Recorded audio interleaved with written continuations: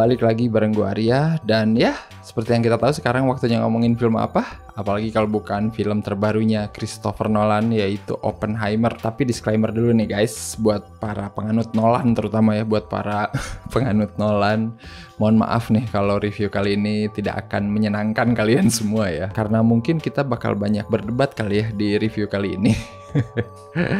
Ya. Tapi anyway, Oppenheimer ini udah jelas lah ya, film yang ditunggu-tunggu setelah Nolan akhirnya pindah haluan ya ke Universal Pictures. Biasanya kan kalau nonton film Nolan mungkin akan dapat suguhan set piece action atau misteri atau thriller yang plotnya ngejelimet tapi mind blowing gitu. Tapi kalau nonton ini, ekspektasi kalian harus ya kalian ukur sendiri lah, karena ini adalah drama biopik tentang J. Robert Oppenheimer ya, yang menemukan bom atom. Tapi bukan Nolan namanya. Kalau dia bikin film dengan treatment yang B aja gitu ya. Gue ngerasa ya, ini perasaan gue aja. Gue gak tahu kalau perasaan kalian kayak gimana ya. Semenjak bikin film semenjak bikin film Inception itu, Nolan itu seperti harus terus mengupgrade dirinya untuk bikin film dengan konsep yang rumit. Dan sebenarnya gue nggak masalah, karena setelah itu kan dia selalu bikin film-film yang genrenya emang mind bending gitu ya, yang emang konsep rumit itu masih sejalan gitu dengan genre yang dia bawa. Gue ngerasa di drama biopik Oppenheimer ini dia melakukan itu lagi gitu. Yang gue rasa dia itu bisa aja bikin film ini tuh dengan penceritaan yang sangat konvensional tapi tetap menarik. Bisa aja. Lihat dong cast-nya. Cast-nya gila men di sini. Kekuatan film ini tuh ya, nomor 1 cast-nya. Nomor 2 apa? Pengen tahu? Bukan Christopher Nolan. Nomor 2 itu Ludwig Göransson. Nanti gue ceritain kenapa ya. Alias si yang bikin musik scoring-nya. Tapi yang nomor 1 adalah cast film-film ini tuh anjing gila banget men. Kayaknya hampir semua aktor Hollywood itu main di film ini. Setiap adegan, ganti adegan tuh gue kayak ngeliat, anjir si ini juga main di sini. Terus ada lagi adegan yang lain, si ini juga ada.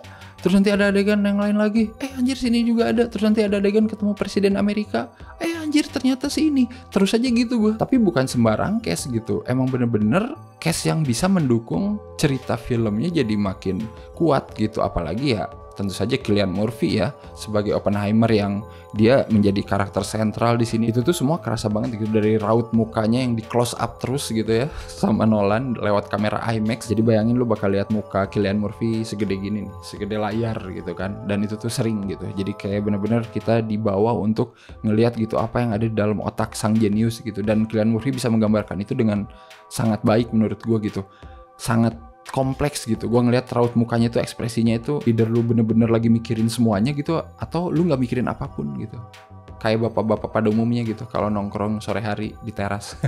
Tapi intinya dapet gitu Cillian Murphy sebagai Oppenheimer di sini. Dan cast-cast lainnya ya gila sih. Robert Downey Jr. tentu saja sebagai Strauss gitu ya. Dia kontrak sama si Oppenheimer gitu, dan akhirnya yang jadi sentral juga di sini gitu. Karena film ini mainin 2 perspektif gitu ya. Itu Nolan sekali bukan? Dan mainin 2 timeline. Itu Nolan sekali juga bukan? Dan mainin 2 warna, black and white dan berwarna. Nolan banget bukan?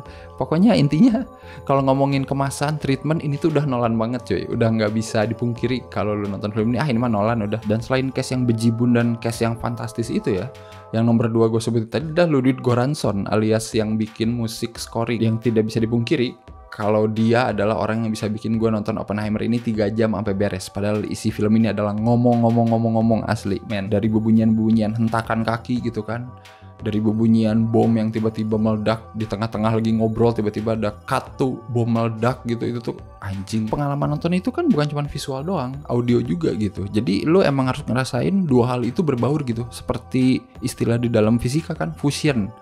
Ketika 2 nukleus bersatu, anjing. Gila, ini film kurang fisika apa coba ya. Gua yang gak ngerti fisika karena gua anak IPS juga dari dulu, berusaha untuk memahami gitu. Jadi menurut gue ya, kalau untuk menjustifikasi pengalaman sinematik yang dimaksud Nolan, gue mendapatkannya sih lewat film Oppenheimer gitu. Ini film drama biopik yang emang feelingnya lebih kayak Tree of Life-nya Terrence Malick campur drama biopik JFK gitu kan. Konsep yang baru lagi gitu. Dan ya itu harus gue apresiasi sih, sejauh mana Nolan pengen bawa drama biopik ini ke stylenya dia gitu. Karena ya gue nggak tahu sutradara lain mau nggak bikin drama biopik seribet ini. Asli kayaknya mah nggak akan. Gue di sini lebih ngerasain struggle-nya seorang Oppenheimer karena penceritaannya juga yang emang rumit cuy. Gue nggak tahu ya, kalau ini diceritain secara linear aja biasa gitu, apakah rasanya akan sama gitu. Timelinenya ada 2, perspektifnya pun kayaknya lebih dari 1 gitu. Yang satu fokus Oppenheimer, Terus nanti yang satu ada timeline hitam putih yang lebih maju dari timeline berwarna gitu kan. Udah gitu di timeline yang berwarna masih maju mundur juga gitu. Itu juga masih kayak diacak lagi guys. Anjir, karakternya bukan banyak lagi, banyak banget guys. Sampai gua aja harus bisa nginget-nginget temennya Oppenheimer ketika membuat bom ini tuh siapa aja. Maksudnya tuh semuanya itu tidak dikenalkan secara proper gitu. Semuanya itu kayak sambil jalan, sementara plotnya itu maju mundur dengan 2 timeline dan 2 perspektif. Dan ya gue nggak nyalain juga kalau lu mungkin miss gitu sama siapa aja yang ada di sini gitu ya. Karena yang pasti lu inget Oppenheimer, Lawrence yang diperanin Josh Hartnett, terus siapa, Robert Downey Jr. jelas lah dia punya satu timeline sendiri gitu kan. Ada momen ketika Oppenheimer itu mencoba merekrut ilmuwan-ilmuwan untuk membantunya di project Los Alamo itu ya, untuk ngetes bom atom itu. Itu pun treatmentnya tidak konvensional gitu. Kalau kita nonton film drama biopik lain kan biasanya kalau ada karakter protagonis ngajakin siapa tuh kita udah tahu banget tuh, oh ini tuh si ininya, ini tuh si ininya, ini tuh si ininya gitu. Mungkin dikit tapi itu tuh jadi highlight utama gitu di cerita sampai akhir. Nah kalau di sini tuh kagak, kayak ya udah si ini nanti tuh udah aja jalan aja filmnya gitu. Kita nggak tahu nih nanti tuh mereka kemana, mereka ngurusin apa. Jadinya kita berpikir keras juga guys nonton film Nolan meskipun genrenya drama biopik.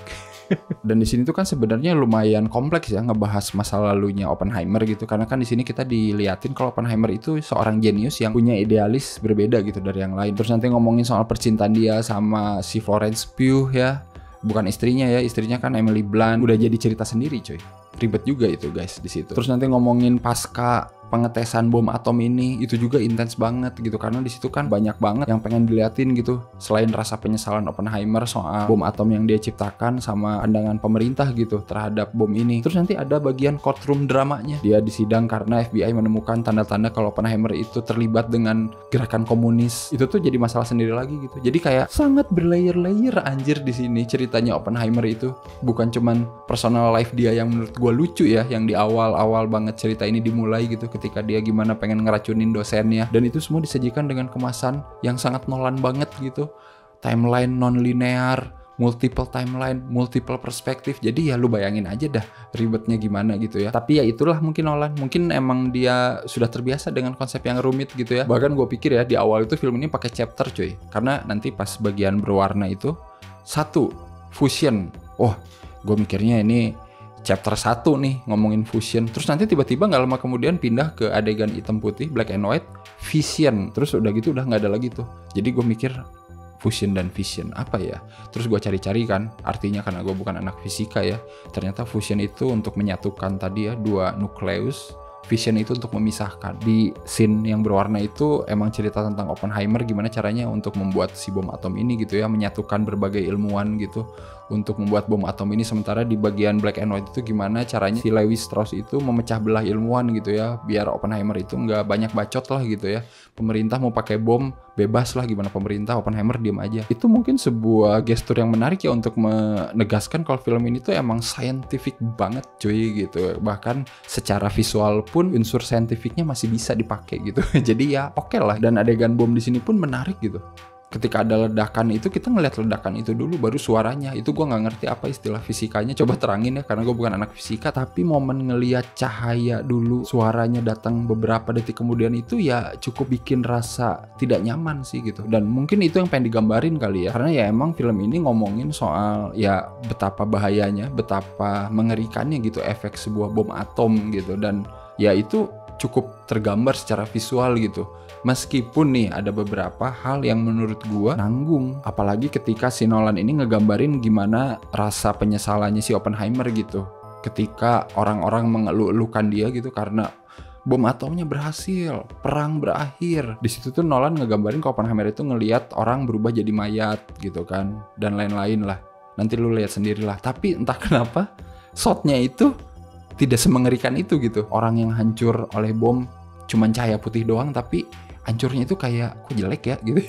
Gue nggak tahu ya, buat gue jadi kayak kurang mengerikan gitu. Harusnya dibikin aja sekalian men mengerikan, kan ini emang temanya juga udah mengerikan soal bom atom gitu. Dan mungkin yang harus diapresiasi lagi adalah mungkin ini adalah film pertama Nolan yang melibatkan adegan seksual ya, yang lumayan eksplisit, dan kalau kalian nonton di bioskop siap-siap saja itu disensor dengan cara yang sehalus mungkin, bahkan cara yang paling aneh. Karena nanti mungkin ada bagian Florence Pugh dan si Cillian Murphy ini duduk berdua tidak pakai busana, tapi Florence Pugh-nya seperti dipakaikan jubah animasi.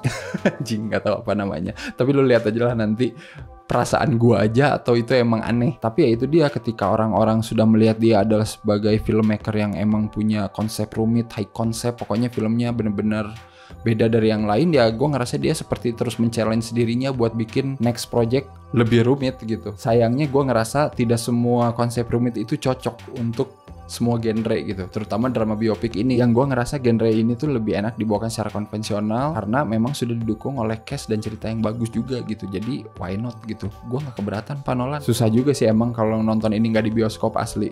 Jadi mau gimana pun lo harus nonton ini di bioskop sih. Susah men kalau nonton ini di streamingan atau di TV atau di HP. Udahlah, esensi filmnya jadinya ya nggak dapet aja gitu sih. Ya udah, silakan aja nonton Oppenheimer di bioskop ya, udah tayang bareng Barbie yang emang sama-sama berat tapi bedanya itu lebih colorful dan lebih menghibur. Kalau gue mau kasih skor untuk film Oppenheimer ini, men, berat sekali ya. Tadinya tuh gue mau kasih 7,5 aja sih dari 10, tapi mungkin jadinya 7,8 aja ya, karena scoringnya Ludwig Göransson itu memang tiada duanya men di semua film-filmnya Nolan. Bagian terpenting di film-filmnya Nolan, bagian yang bikin gue kayak mengikuti terus gitu. Silakan kalian nonton dan silakan kalian juga komen menurut kalian gimana film Oppenheimer ini. Apakah ini film favorit kalian yang terbaru dari Nolan atau masih belum bisa ngalahin filmografi Nolan yang lainnya ya, yang sangat superior. Jadi intinya karena film dia itu bagus-bagus gitu, film yang paling biasanya pun ya hitungannya masih bagus guys. Jadi kayak ya udahlah, silakan kalian nonton aja dan nikmati pengalaman sinematiknya dengan kepala kalian sendiri lah ya. Nonton di bioskop terbesar, kalau bisa Dolby Atmos. Kalau ada IMAX, sikat IMAX. Oke, seperti biasa jangan lupa untuk like, share, subscribe Cinecrip, dan kalian juga bisa follow Cinecrip di medsos. Kalian juga bisa dukung Cinecrip ya di Saweria atau Super Thanks. Oke, kalau kayak gitu sampai ketemu lagi di episode-episode selanjutnya. Bye bye.